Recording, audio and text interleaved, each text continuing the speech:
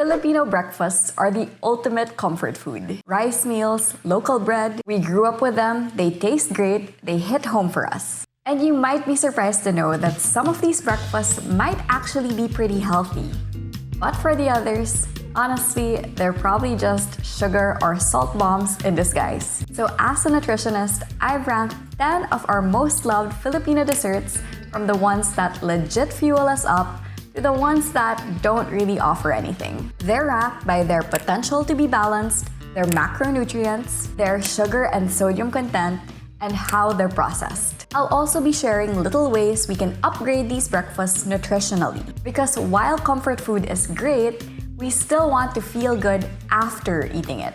Our breakfasts will be grouped into 3 tiers: the healthiest tier, the middle tier, and the least healthy tier. So let's see if your go-to made it to the top or the bottom. The healthiest tier comprises breakfasts that can really nourish you at the start of the day, especially with little tweaks. These are the most balanced and nutrient-dense and the least processed in the bunch. And yes, we have a silog in here. For non-Filipinos who might be watching this video, silog is short for sinangag, which is garlic fried rice, and itlog, which is egg, and it's usually paired with some kind of meat. Now you might protest, wait, rice isn't healthy at all. And yes, you have a point. It's a refined carb and it can spike up blood sugar quite quickly. But if you have a small portion of it and pair it with a source of lean protein, fiber, and healthy fats, it slows down how your body absorbs the carbs. This helps reduce the blood sugar spike and make the meal more balanced and nourishing. Now, kicking off the healthiest tier is none other than pangsilog. That's rice, egg, and fish, specifically bangus or milkfish. Why fish? Milkfish is a natural source of protein and omega-3 fatty acids. These are healthy fats that support heart health and reduce inflammation. That's why experts recommend eating fish around twice a week. And bangus is one of the best local sources of healthy fat we've got. Then, of course, an egg adds 6 grams of protein, always a nice and delicious protein boost. Now here's the catch. Bangus can be high in sodium, especially the pre-marinated or ready-to-fry kind. And it's often deep-fried in a lot of oil. So ideally, choose unseasoned bangus. Lightly pan-fry it in olive oil instead of vegetable oil. And go easy on the added salt and sauces. Then build your plate. Mix in brown rice into your white rice for more fiber, and add a scoop of Ciara or pickled papaya for gut-friendly probiotics and texture. And that's how you turn comfort food into a balanced meal. Next on the healthiest tier is another rice-based classic Filipino breakfast, lugaw or arroz caldo. So this is basically a rice porridge cooked with chicken broth, ginger, and garlic.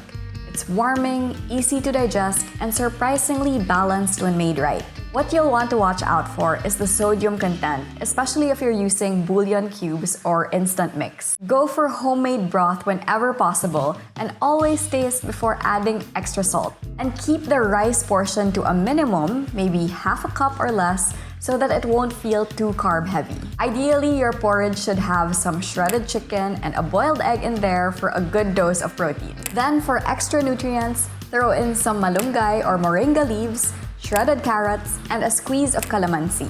And there you go, a cozy, nourishing meal that works if you're feeling under the weather or if you just want to start your day with comfort. Now this one's simple but solid. Pandesal with boiled egg and fresh fruit. Pandesal provides your carbs, the egg adds protein, and fruit like banana, papaya, or mango brings in fiber, vitamins, and natural sweetness. It's a balanced, no-fuss combo, and much better than just bread and coffee or cereal and milk, which don't give you enough to stay full. To level this up, you can swap the white pandesal for a whole wheat version and add sliced tomatoes or an avocado for extra fiber and nutrients. And since one egg only has 6 grams of protein, you can bring it up to 2 eggs and maybe add some quesong puti as well. Again, a healthy breakfast does not need to be complicated. Just a bit of tweaks and balance go a long way. Our next tier is the middle tier. Filipino breakfasts that are tasty but can be heavy on sodium, sugar, or fat. They're okay to have in moderation with a few smart tweaks. First up, in the middle tier, arroz a la cubana. This is a Filipino comfort dish with Spanish roots, often served for breakfast or lunch. It's a full plate. Rice, ground meat sautéed in tomato sauce, veggies and raisins, a fried egg, and a sweet saba banana on the side. Now, this dish does have balance. You've got protein from the egg and ground beef, fiber from diced veggies like carrots, potatoes, and peas, and carbs from the rice and saba. But it can be high in fat and sodium, especially if the meat is oily or overly seasoned. And if the banana is fried with sugar, that adds extra calories with not much nutrition. So just make sure to use lean ground beef with minimal fat and oil, lightly pan-fry the saba with no added sugar, and start with a modest half cup of rice to control the portion. With just a few tweaks, arroz a la cubana can go from heavy to hearty and still taste just like home. Next up, we have variations in silogs. Tapsilog, tosilog, and longsilog. They've all got the same structure. Rice, egg, a flavorful protein, but what lands them in the middle tier is the type of meat. Tapa can be high in sodium. Tocino and longanisa are often sweetened, cured, and a little greasy.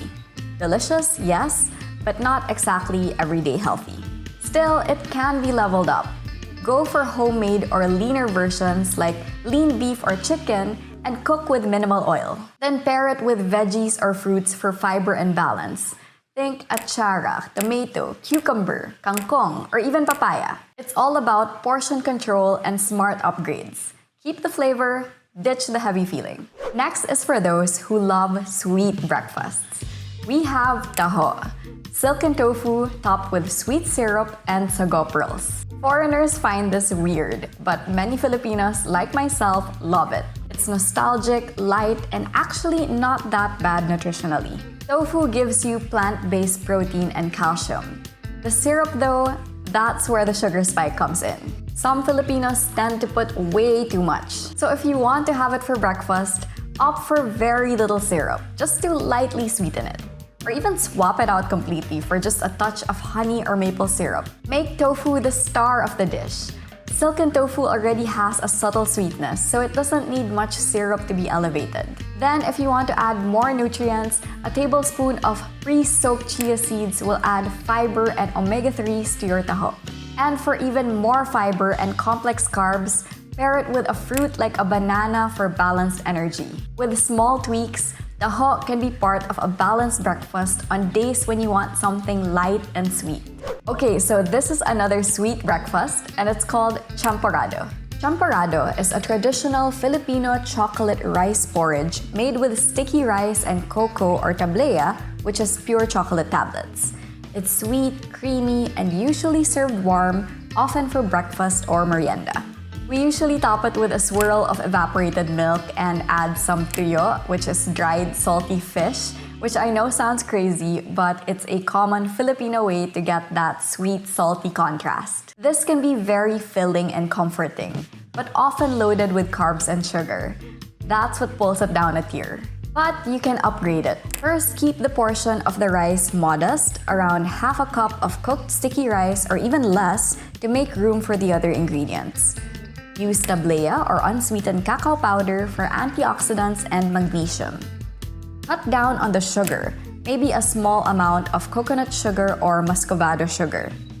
Drizzle some milk and add a spoonful of ground flax seeds and banana slices for fiber and blood sugar control. Then, instead of tuyo, which can be very high in sodium, you can add a boiled egg for a whole food protein source. And there you have a more wholesome version of this childhood favorite, a balanced breakfast that still satisfies the craving for something chocolatey and comforting. Next is pandesal with cheese or peanut butter. Quick, tasty, and super common. Bread is fine to have for breakfast, but since it's mainly a carb source, it needs protein, fiber, and healthy fats to balance it out. Cheese and peanut butter offer fats and a bit of protein, but they can be a culprit if you're using ultra-processed cheese or sugary peanut butter. So what you can do is first choose a whole wheat pandesal, then go for real cheese or a one-ingredient peanut butter. Then finish off with a fruit for sweetness and fiber, and again, an egg for protein. So with just a few smart swaps, this can go from quick fix to a smart start. And lastly, we have our least healthy tier, which includes breakfasts that are highly processed, high in sugar or salt, and very low fiber. Down in the least healthy tier, we've got instant noodles with egg. Yes, it's convenient, salty, addictive.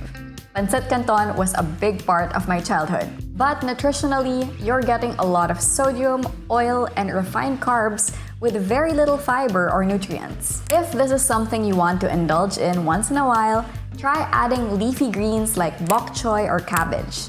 Then you can add some tofu or even a scoop of beans for plant-based protein and fiber. Just save instant noodles for emergency meals or when you really crave for it.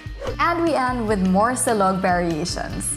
Spam silog, hot silog, corn silog. These are ultra-processed meat breakfasts at their finest. High in saturated fat, high in sodium. Not much in terms of real nutrition. Yes, they're tasty, fast, and super nostalgic, but they're also meals that should fall on the rare side and not part of the regular breakfast routine. If you love the combo, it would help to add something leaner like tofu or grilled chicken and add some veggies or even mushrooms and keep the garlic egg and rice. That way, you still get the Pinoy breakfast vibe with more benefits. And there you have it, a quick guide to some of the most loved Filipino breakfasts ranked from healthiest to least healthy. This isn't about cutting out your favorites completely. It's about small tweaks, like choosing leaner proteins, adding fiber, or balancing sugar with protein that can turn comfort food into a more balanced meal. As we all already know, the goal isn't to be perfect. It's to build meals that work with your body, not against it. If you want to dig more into foods that can work with your body, I've got a video on 8 foods that can help fix the stuff we tend to struggle with, from bloating to brain fog, low energy, sugar cravings, and more. These are science-backed picks you can easily add to your routine. You can watch it right here or check the link in the description. Let me know in the comments which breakfasts you usually have and how you level them up yourself. And if you enjoyed this video, please feel free to give it a thumbs up and subscribe to this channel for simple and realistic nutrition, wellness, and motivation. Thanks for watching, and I'll see you in the next one.